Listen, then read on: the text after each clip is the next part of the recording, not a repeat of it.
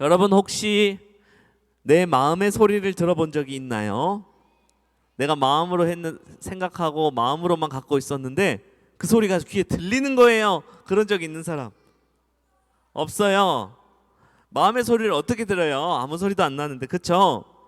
그런데 가끔씩 우리의 마음이 시끄러울 때가 있어요. 죄를 따르고 싶은 마음과 하나님의 말씀에 순종하고 싶은 마음이 서로 싸우는 거예요. 이런 거 경험해 본 사람 있어요? 다시 한번. 죄를 따르고 싶은 마음과, 죄라 함은 짜증나, 힘들어 죽겠네, 화나네. 죄를 따르는 마음과 하나님께 순종하는 마음이 서로 싸우는 거예요. 그래서 마음이 시끄러워질 때가 있어요. 이런 사람이 있는 사람 있어요. 우리 1, 2, 3학년 친구도 있을 것 같아요. 구체적으로 안 물어볼게요, 여러분. 비밀이니까요.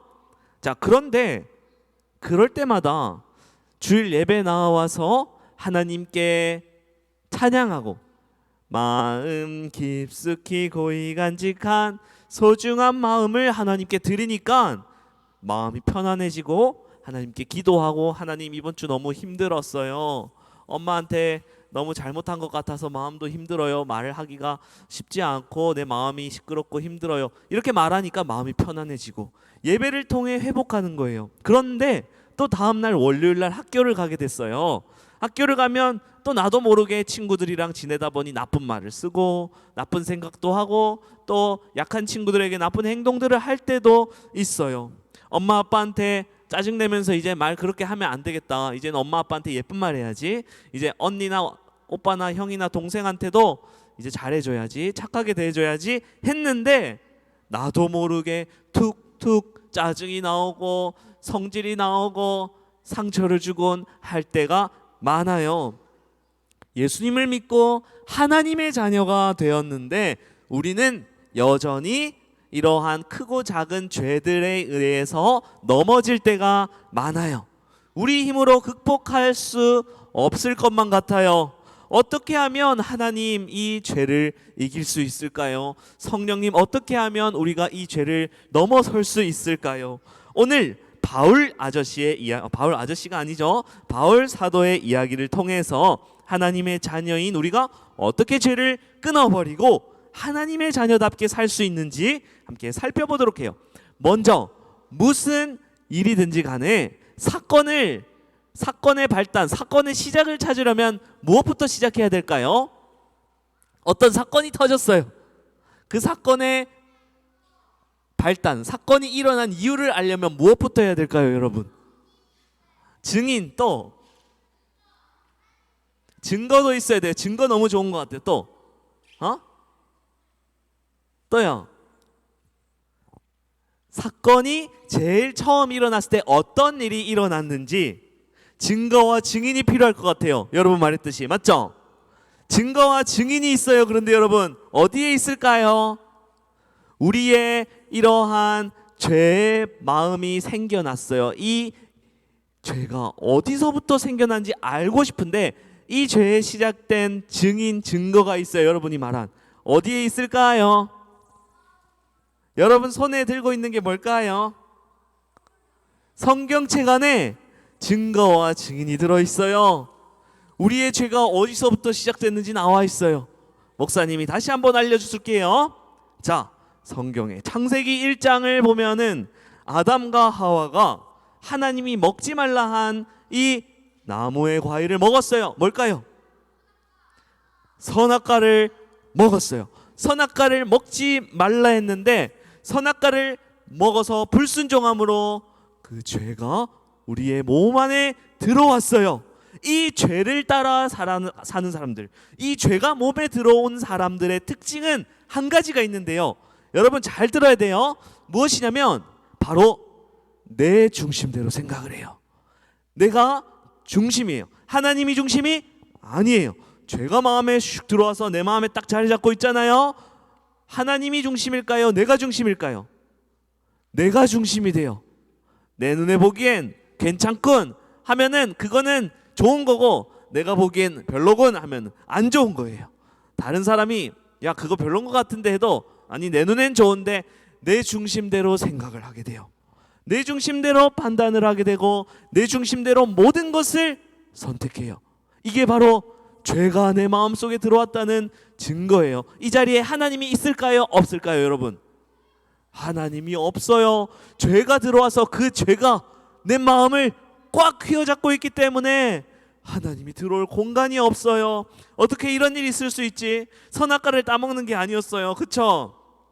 죄를 따라 이렇게 살아가는 사람들은 마음속에 그 죄가 엄청난 힘으로 자리 잡고 있기 때문에 내 중심대로 생각하고 판단을 하고 더 중요한 것은 하나님이 말씀하신 착한 일을 할 능력이 없어요.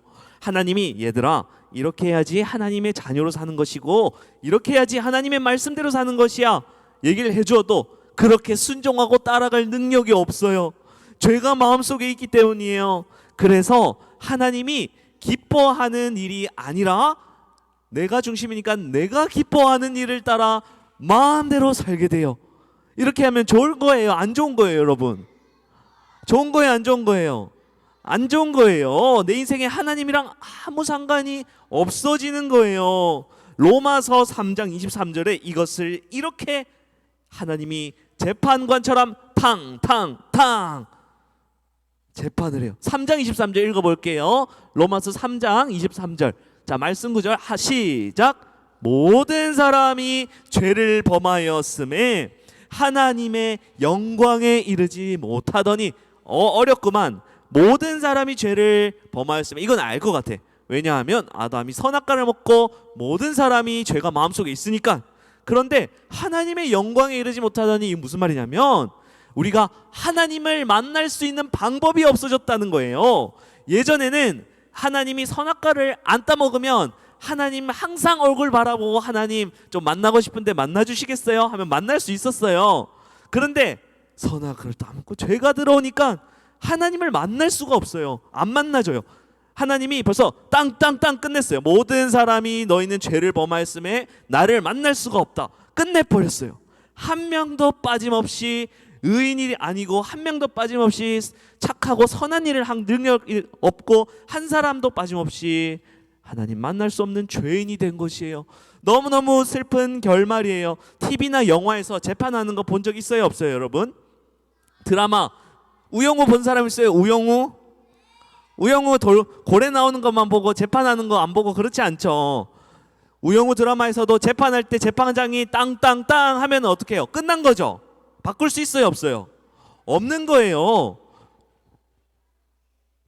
재판의 마지막에 판사가 죄를 지은 사람의 죄명과 받게 될 법을 선고하면서 재판이 끝이 나요. 이처럼 우리 모든 세상의 사람들 한 명도 빠짐없이 모든 사람들은 장차 하나님의 하늘나라의 법정에 서게 돼요. 하늘나라에도 재판을 해요. 하나님 재판 법정 안에 딱 서요. 모든 사람은 죄인이기 때문에 그 앞에서 지금까지 우리가 어떻게 세상을 인생을 살아왔는지 다 하나하나씩 얘기를 하게 된단 말이에요. 그래서 판사가 탕탕탕 하고 너의 죄는 이것이니 이렇게 처리받을 것이야 하듯이 하나님께서도 우리가 받을 죄값은 너희는 이제 영원히 나랑 같이 살지 못하고 이제 죽게 될 거야. 탕탕탕 죄를 선고하게 된 것이에요.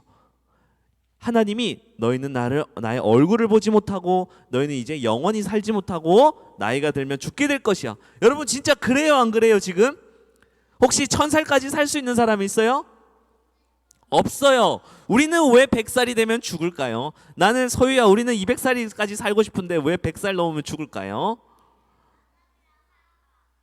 맞아요. 하나님이 탱탱탕 끝내버렸어요. 뭐라고요?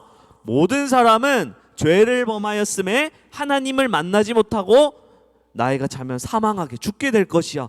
이렇게 말씀하셨기 때문이에요. 그 증거가 지금도 우리에게 있는 것이에요. 다른 친구들은 사람들은 몰라요. 우리가 왜 죽지? 세포가 조금씩 죽어가네. 난 왜 이렇게 흰머리가 조금씩 생기는 거지? 잘 모르겠네. 그냥 살아야겠다 하면서 사는데 우리 하나님을 믿는 여러분은 왜 이렇게 됐는지 아는 사람들이에요.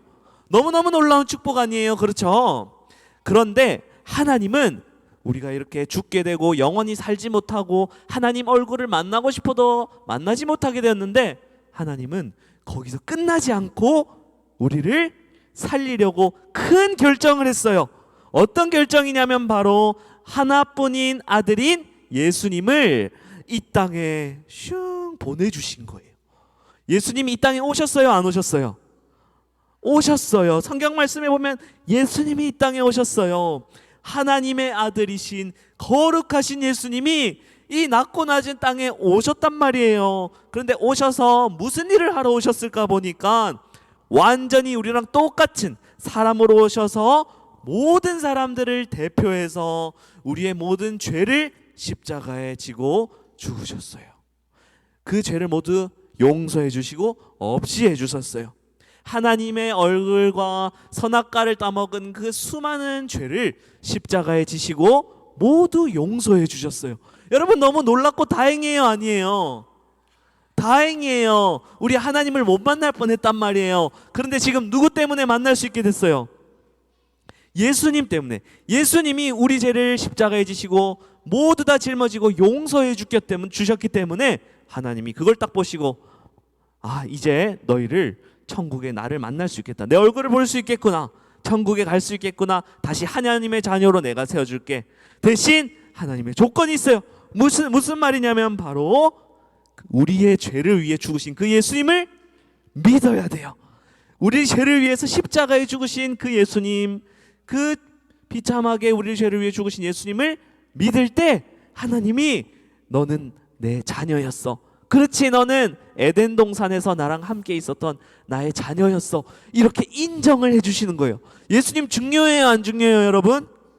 중요해요. 그냥 예수님 믿으면 되지 이렇게 생각하는 것이 아니라 성경에 나온 이야기를 통해서, 아, 이래서 우리의 삶에 예수님이 정말 있어야 되고 내 마음속에 예수님이 계셔야지 하나님 만날 수 있구나. 이거를 여러분 정말 알게 된 거예요. 이 놀라운 사실을 바로 두 글자로 복음이라고 해요. 다시 한번 얘기해 볼까요? 시작. 복음. 예수님의 복음이라고 하는 거예요. 나의 죄를 위해 대신 죽으시고 다시 우리를 살리신 예수님을 여러분 정말 믿나요? 예수님 없어도 뭐 어떻게 되겠지 하는 사람 손 들어 보세요. 나는 없어도 돼요, 예수님. 한 사람도 없어요? 없어야 돼요. 우리 유년부 친구들은 한 사람도 그런 사람 없어요. 놀라운 사실이신 이 복음을 믿고 하나님 나라를 들어가는 구원받은 여러분이 되어야 할 것이에요. 로마서 8장 1절 2절 말씀을 한번 읽어볼게요. 예수님이 절대 여러분 놓치지 않는데요. 시작. 그러므로 이제 예수 그리스도 안에 있는 자에게는 결코 정죄함이 없나니 이는 예수 그리스도 안에 있는 생명의 성령의 법이 죄와 사망의 법에서 너를 해방하였음이라. 즉 선악과를 따먹고 죄를 지은 그 죄에서 어떻게 해방시켜줬다는 거예요.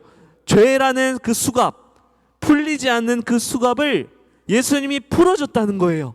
그래서 우리의 두 손과 두 발이 자유롭게 움직이며 하나님을 찬송할 수고 찬양하는 영광을, 힘을 회복했다는 거예요. 자, 이런 놀라운 해방이 바로 복음인 것이에요. 예수님 안에 있는 우리에게는 더 이상 정죄함이 없어요. 여러분한테 야, 너 맨날 선악과 따먹고 나쁜 짓 하잖아. 너 하나님의 자녀 아니잖아. 이렇게 나쁜 마귀가 여러분을 공격해요. 야, 너 그거 안 되잖아. 하나님 믿어봤자 너 어차피 또 잘못할 거잖아. 이렇게 속이고 괴롭힌단 말이에요. 여러분, 그럴 때마다 어떻게 해야 되냐면요, 방금 읽은 말씀처럼 생명을 주시는 그 성령님이 우리의 죄와 사망의 법에서 해방시켜 주셨다는 걸 마음으로 믿고 확신하고 말씀을 읽어야 되는 것이에요. 예수님을 믿는 우리는 이제 죄가 아니라 성령을 따라 사는 사람들이 된 것이에요. 다시, 죄가 아니라 무엇을 따라 산다고요? 성령을 따라. 우리 예수님께서 이 땅에 오셔서 구름 타고 하늘로 슉 올라갔다 그랬죠.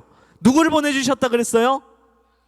보혜사 성령님을 보내줬어요. 그 성령님이 가만히 앉아서 이렇게 노시는 분이 아니라 여러분의 마음속에 있는 죄들 있죠. 그 죄를 해방시켜 주시고 나쁜 짓을 하고 싶은 생각이 들 때마다 얘들아, 아니야, 그쪽으로 가면은 하나님의 자녀로서 살아가는 삶이 아니야, 알려줘요. 또다시 마음에 유혹이 들어요. 아니야, 난 그냥 안 될 사람인가 봐. 난 그냥 나쁜 짓 하고 살래. 그냥 화내고 말래. 이렇게 마음이 들 때마다 성령님이 다시 반대쪽에서 잡아줘요. 아니야, 하나님의 자녀는 그렇지 않아. 너희는 죄와 사망의 법에서 해방된 사람들이야. 성령이신 예수님과 성령님을 따라 사는 너희는 하나님의 자녀라고. 우리 천국 가야 되지 않겠어? 이렇게 성령님이 도와주시는 거예요. 성령님 중요해요, 안 중요해요? 너무너무 중요해요. 우리 옆에 항상 있기 때문이에요. 하나님은 우리에게 왜 성령님을 보내주시고 성령님을 따라 살아가도록 하셨냐 하면, 우리는 여전히 예수님을 믿지만 때론 상황에 따라서, 환경에 따라서 거짓말을 할 때도 있고, 친구가 나쁜 짓을 했어 미워할 때도 있고, 또 욕심 부리고 싶을 때도 있고, 다툴 때도 있고, 유혹에 넘어질 때도 있어요. 하나님은 우리의 약함과 우리의 연약함을 다 아시고 거룩한 하나님의 자녀답게 살 수 있도록 성령님을 보내주신 것이었어요. 그럼 성령님을 따라 살아가는 사람들의 모습은 어떤 모습일까요? 바로 성령님을 따라 살아가는 사람은요, 바로 성령님의 일을 생각하는 거예요. 우리의 일이 아니라, 내가 하고 싶은 일이 아니라, 나의 죄를 중심으로 하는 일이 아니라 성령님이 하시는 일을 생각해요. 성령님은 어떻게 일을 하실까? 성령님은 어떻게 생각하실까? 우리의 생각이 나의 중심에서 성령님 중심으로 바뀌게 되는 것이에요. 놀라운 일이에요. 바로 예수님이 나를 위해 하신 일을 생각하면서 살아가는 것이에요. 어떤 일을 하든지, 이게 하나님을 기뻐하는 일일까? 이게 성령님이 기뻐하는 일일까?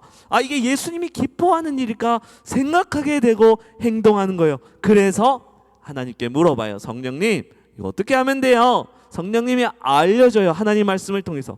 그래서 그 말씀을 하기 싫긴 한데, 그래도 하나님 말씀이니 순종하고 걸어가다 보니까 점점 예수님을 닮아가게 되고, 예수님처럼 얼굴이 환하게 멋있게 변하게 되고, 예수님을 닮은 말과 행동을 하게 되는 것이에요. 좋은 거예요, 안 좋은 거예요? 좋은 거예요. 예수님을 닮아가기 때문에 어떤 것보다 이 세상에 좋은 거란 말이에요. 예수님을 믿고 하나님의 자녀가 된 우리의 생각과 마음속에 이제 성령님이 함께해요. 항상 마음속에 함께 있어요. 더 이상 죄가 내 마음을 흔들고, 죄가 내 머릿속을 막 복잡하게 만들고, 죄가 어떻게 앞으로 해야 될지 고민하게 만들지 않고, 성령님이 머릿속에 들어와서 나를 평안하게 해주고, 예수님이 내 마음속에 들어와서 불안하고 어렵고 힘든 마음을 안정시켜 주세요. 그리고 신기하게 놀랍게도 우리 앞에 주어진 어려움을 하나하나씩 해결하는 걸 눈으로 보게 돼요. 이 놀라운 이야기가 여러분의 이야기라는 것이에요. 반대로 예수님을 믿지 않는 사람들이 있어요. 않는 사람들. 어떻게 살아갈까요? 바로 육신의 생각은 뭐냐면 죄의 생각이에요. 하나님이 없는 죄의 생각이 나를 사로잡고 있어. 그러면 하나님 중심이에요, 내 중심이에요, 여러분? 내 중심으로 살아가야 돼요. 세상 하나님을 모르는 모든 사람들은 내가 중심을 따라 살아가기 때문에 죄의 중심을 따라서 끌려가요. 죄에서 이리도 끌려갔다가, 죄를 따라 저리로도 끌려갔다가, 내가 어디 가는 거지? 내가 어디 가고 있는 거지? 모르겠다, 그냥 가자. 죄를 따라서 죄의 쇠사슬에 매여서 저기 끝까지 멀리 자기도 어디로 가는지 모르고 가고 있는 거예요. 너무너무 슬픈 것 같아요. 그런 사람들을 보면. 죄를 따라 사는 사람과 성령님을 따라 살아가는 사람은 생각하는 것도, 살아가는 모습도, 말도, 언행도 완벽하게 달라요. 죄를 따라 사는 사람은 자신이 원하지 않아도 죄가 시키는 대로 살아가요. 죄의 지배를 받고 있기 때문이에요. 자신의 욕심을 따라서 이끌리며 살아가요. 뭘 해야 할 때마다 내가 먼저야. 내가 제일 잘해야 되고, 내가 제일 다 많이 가져야 돼. 내 마음대로 할 거야. 이렇게 이기적인 마음을 행동하게 해요. 죄의 생각은 하나님과 원수가 되기 때문에 하나님 말씀을 믿지도 않고 순종하지도 않아요.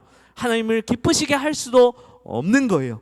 그런데 여러분, 우리가 꼭 기억해야 될 것은, 자, 끝났어요. 꼭 기억해야 할 것은, 우리는 원래 이렇게 죄의 지배를 받던 사람들이었어요. 내가 중심이 돼서 내가 하고 싶은 대로 하고 살았던 사람들인데, 성령님이 우리 마음속에 들어오심으로 인해서 우리의 삶과 우리의 생각이 바뀌게 되었어요. 완전히 하지만 우리는 완벽하지 않기 때문에 하나님 자녀답지 않은 말과 행동을 가끔씩 할 때가 있어요. 우리가 꼭 그때마다 기억해야 하는 것은 성령님은 이러한 우리의 연약한 마음을 항상 도와주시고 우리를 통해 죄를 이기고 승리할 힘을 허락해 주신다는 것이에요.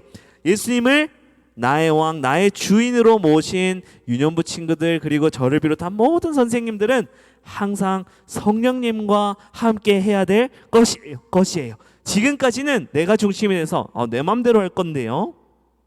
내가 주인이에요. 내 삶의 주인이 나지 무슨 하나님이에요. 내가 선택하기도 바쁜데 하나님이 끼어들 틈이 없네요. 그냥 내가 마음대로 할 거예요. 이렇게 하면 돼요, 안 돼요? 안 된다는 거예요. 여러분 삶의 주인은 누구라고요?